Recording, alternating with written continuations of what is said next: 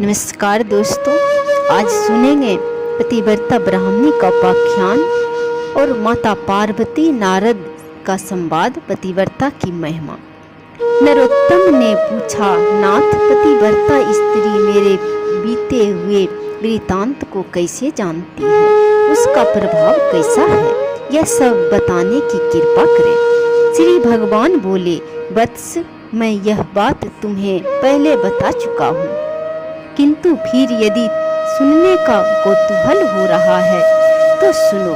तुम्हारे मन में जो कुछ प्रश्न है सबका उत्तर दे रहा हूँ। जो स्त्री पतिव्रता होती है, पति को प्राणों के समान समझती है और सदा पति के हित साधन में संलग्न रहती है, वह देवताओं और ब्रह्मवादी मुनियों की भी पूज्य होती है। जो नारी एक ही पुरुष की सेवा स्वीकार करती है, दूसरे की ओर दृष्टि भी नहीं डालती, वह संसार में परम पूजनीय मानी जाती है। तात, प्राचीन काल की बात है। मध्य देश में एक अत्यंत शोभायमान नगरी थी। उसमें एक पतिव्रता ब्राह्मणी रहती थी। उसका नाम था सेव्या। उसका पति पूर्व जन्म के पाप से कोढ़ी हो गया था। उसको शरीर में अनेकों घाव हो गए थे जो बराबर बहते रहते थे। सेव्या अपने ऐसे पति की सेवा सदा संलग्न रहती थी। सेवा हमेशा करती थी और प्राणों के समान अपने पति को किसी चीज का कष्ट नहीं होने देती थी। पति के मन में जो इच्छा होती थी उसे वह अपनी शक्ति के अनुसार अवश्य पूर्ण करती थी। प्रतिदिन देवता की भांति स्वामी की पूजा करती और दोष बुद्धि त्याग कर उसके प्रति विशेष स्नेह रखती थी। एक दिन उसके पति ने सड़क से जाती हुई एक परम सुंदरी वेश्या को देखा। उस पर दृष्टि पड़ते ही वह अत्यंत मोह के वशीभूत हो गया। उसके चेतना पर कामदेव ने पूरा अधिकार कर लिया। वह दीर्घ काल तक लंबी सांसें खींचता रहा और अंत में बहुत उदास हो गया। उसका यह उदासी देखकर पतिव्रता ने घर से बाहर आई और अपने पति से पूछने लगी, नाथ, आप उदास क्यों हो गए? आपने लंबी सांसें कैसे खींची? प्रभु, आपको जो प्रिय हो वह कार्य मुझे बताएं। वह करने योग्य हो या न हो, मैं आपके लिए अवश्य करूंगी। एकमात्र आप ही मेरे गुरु हैं, प्रियतम हैं।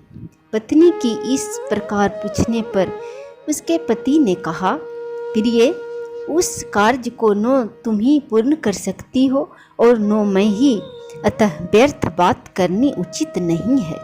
पतिव्रता बोली, नाथ, मुझे विश्वास है मैं आपका मनोरथ जानकर उस कार्य को सिद्ध कर सकूंगी। आप मुझे आज्ञा दीजिए। जिस किसी उपाय से हो सके मुझे आपका कार्य सिद्ध करना है। यदि आपके दुष्कर कार्य को मैं यत्न पूर्वक नहीं करूँगा तो मैं अपने आप को माफ नहीं कर सकूंगी। मैं यत्न करके पूर्ण कर सकूं तो इस लोक और परलोक में भी मेरा परम कल्याण होगा। कोढ़ी ने कहा, साध्वी, अभी अभी इस मार्ग से एक परम सुंदरी वेश्या जा रही थी। उसका शरीर सब ओर से मनोरम था। उसे देखकर मेरा हृदय काम अग्नि से दग्ध हो रहा है। यदि तुम्हारी कृपा से मैं उस नवयौवना को प्राप्त कर सकूं तो मेरा जन्म सफल हो जाएगा। देवी, तुम उसे मिलाकर मेरा हित साधन करो। पति की कही हुई बात सुनकर पतिव्रता बोली, प्रभु, इस समय धैर्य रखिए, मैं यथाशक्ति आपका कार्य सिद्ध करूंगी। यह कहकर पतिव्रता ने मन ही मन कुछ विचार किया और रात्रि के अंतिम भाग उषा काल में उठकर वह गोबर और झाड़ू लेकर तुरंत ही चल दी। जाते समय उसके मन में बड़ी प्रसन्नता थी। वेश्या के घर पहुंचकर उसने उसके आंगन और गली में झाड़ू लगाई तथा गोबर से लीप पोत कर लोगों की दृष्टि पड़ने के भय से वह शीघ्रता पूर्वक अपने घर लौट आई। इस प्रकार लगातार 3 दिनों तक पतिव्रता ने वेश्या के घर में झाड़ू देने और लिपने का काम किया। उधर वह वेश्या अपने दास दासियों से पूछने लगी, आज आंगन की इतनी बढ़िया सफाई किसने की है? सेवकों ने परस्पर विचार करके वेश्या से कहा, भद्रे, घर की सफाई का यह काम हम लोगों ने तो नहीं किया। यह सुनकर वेश्या को बड़ा विस्मय हुआ और आश्चर्य हुआ। उसने बहुत देर तक इसके विषय में विचार किया और रात्रि बीतने पर ज्यों ही वह उठी तो उसकी दृष्टि उस पतिव्रता ब्राह्मणी पर पड़ी। वह सुन कर टहल बजाने के लिए आई थी। उस परम साध्वी पतिव्रता ब्राह्मणी को देखकर, हाय हाय, आप यह क्या करती हैं? क्षमा कीजिए, रहने दीजिए। यह कहती हुई वेश्या ने उसके पैर पकड़ लिए और पुनः कहा, पतिव्रते, आप मेरी आयु, शरीर, संपत्ति, यश तथा कीर्ति, इन सब का विनाश करने के लिए ऐसी चेष्टा कर रही हैं। साध्वी, आप जो जो वस्तु मांगे उसे निश्चय दूंगी। यह बात मैं दृढ़ निश्चय के साथ कह रही हूँ। स्वर्ण, यतन, मणि, वस्त्र और भी जिस किसी वस्तु की आपके मन में अभिलाषा हो उसे मांगिए। तब पतिव्रता ने उस वेश्या से कहा, मुझे धन की आवश्यकता नहीं है, तुम्ही से कुछ काम है, यदि करो तो उसे बताऊं। उस कार्य की सिद्धि होने पर ही मेरे हृदय में संतोष होगा। तभी मैं यह समझूंगी कि तुमने इस समय मेरा सारा मनोरथ पूर्ण कर दी। वेश्या बोली, पतिव्रते, आप जल्दी बताइए, मैं सच सच कहती हूँ, आपका अभीष्ट कार्य अवश्य करूँगी। माता जी, आप तुरंत ही अपनी आवश्यकता बताएं और मेरी रक्षा करें। पतिव्रता ने लजाते लजाते वे कार्य जो उसके पति को श्रेष्ठ एवं प्रिय जान पड़ता था कह सुनाया। उसे सुनकर वेश्या एक क्षण तक अपने कर्तव्य और उसके पति की पीड़ा पर कुछ विचार करती रही। दुर्गंध युक्त कोढ़ी मनुष्य के साथ संसर्ग करने की बात सोचकर उसके मन में बड़ा दुख हुआ। वह पतिव्रता से इस प्रकार बोली, देवी, यदि आपके पति मेरे घर पर आए तो मैं एक दिन उनकी इच्छा पूर्ण करूंगी। पतिव्रता ने कहा, सुंदरी, मैं आज ही रात में अपने पति को लेकर तुम्हारे घर में आऊंगी और जब वे अपनी अभीष्ट वस्तु का उपभोग करके संतुष्ट हो जाएंगे तब पुनः उनको अपने घर ले जाऊंगी। वेश्या बोली, महाभागे, अब शीघ्र ही अपने घर को पधारो। तुम्हारे पति आज आधी रात के समय मेरे महल में आए। यह सुनकर वह पतिव्रता अपने घर चली गई। वहां पहुंचकर उसने पति से निवेदन किया, प्रभु, आपका कार्य सफल हो गया। आज ही रात में आपको उसके घर जाना है। कोढ़ी ब्राह्मण बोला, देवी, मैं कैसे उसके घर जाऊंगा? मुझसे तो चला नहीं जाता, फिर कैसे वह कार्य सिद्ध होगा? पतिव्रता बोली, प्राणनाथ, मैं आपको अपनी पीठ पर बैठाकर उसके घर पहुंचाऊंगी और आपका मनोरथ सिद्ध हो जाने पर फिर उसी मार्ग से लौटा ले आऊंगी। ब्राह्मण ने कहा, कल्याणी, तुम्हारे करने से ही मेरा कार्य सिद्ध होगा।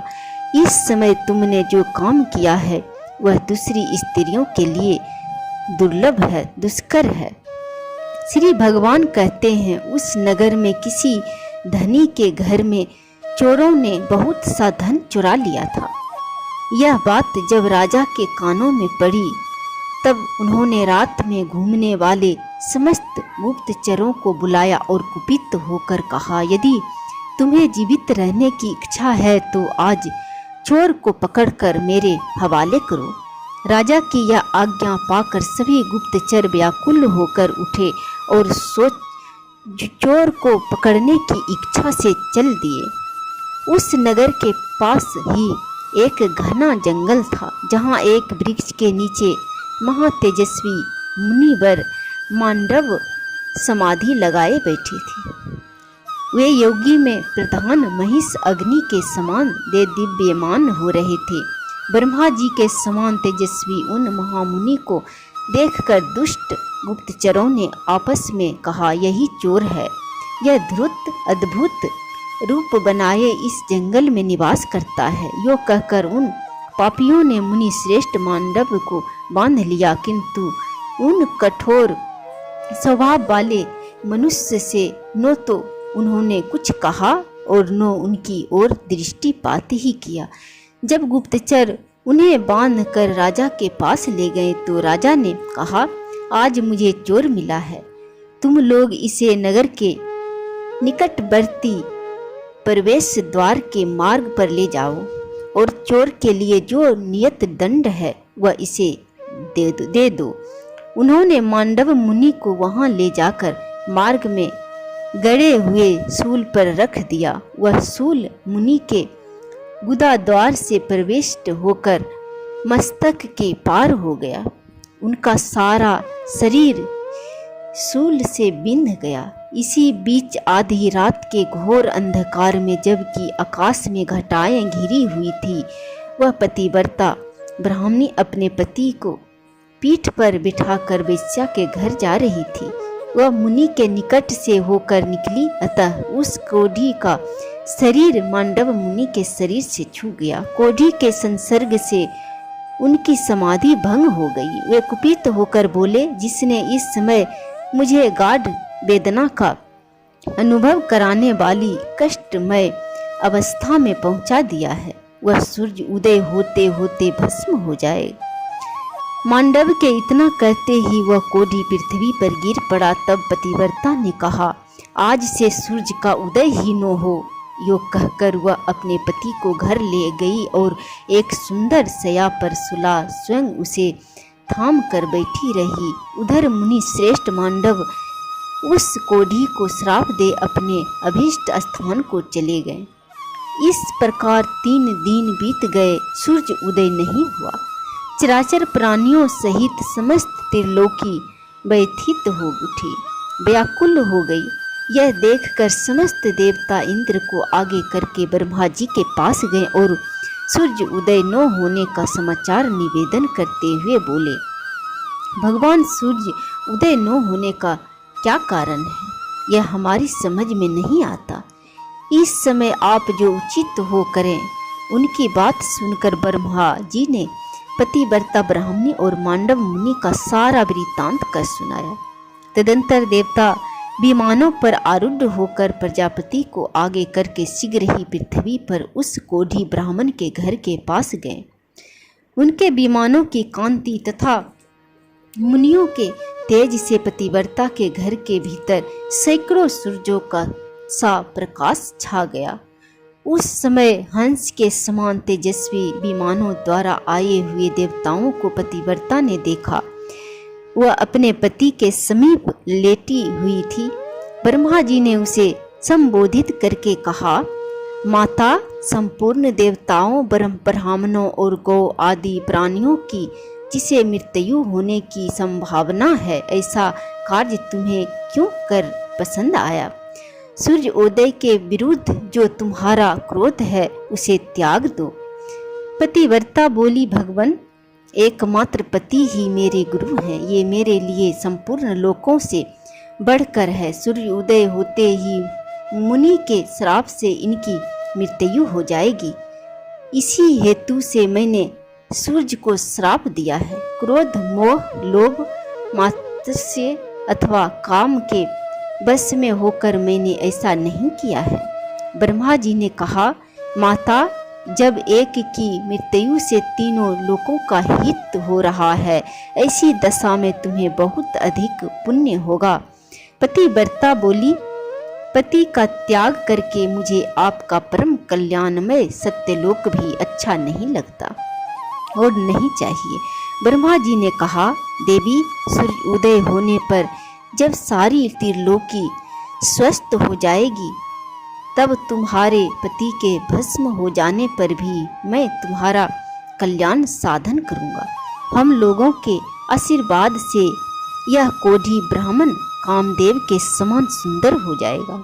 ब्रह्मा जी के यो कहने पर उस सती ने क्षण भर कुछ विचार किया। उसके बाद हाँ कहकर उसने स्वीकृति दे दी। फिर तो तत्काल सूर्य उदय हुआ और मुनि के श्राप से पीड़ित ब्राह्मण राख का ढेर हो गया। फिर उस राख से कामदेव के समान सुंदर रूप धारण किए वह ब्राह्मण प्रकट हुआ। यह देखकर समस्त पुरवासी बड़े विस्मय में पड़े।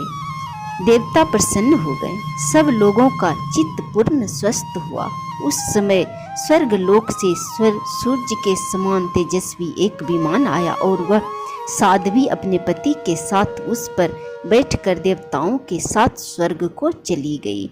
जय श्री हरि। उस सतीत्व के प्रभाव से ही वह भूत भविष्य और वर्तमान तीनों कालों की बात जानती है। जो मनुष्य इस परम उत्तम पुण्यमय उपाख्यान को लोक में सुनाएगा उसके जन्म जन्म के किए हुए पाप नष्ट हो जाएगा।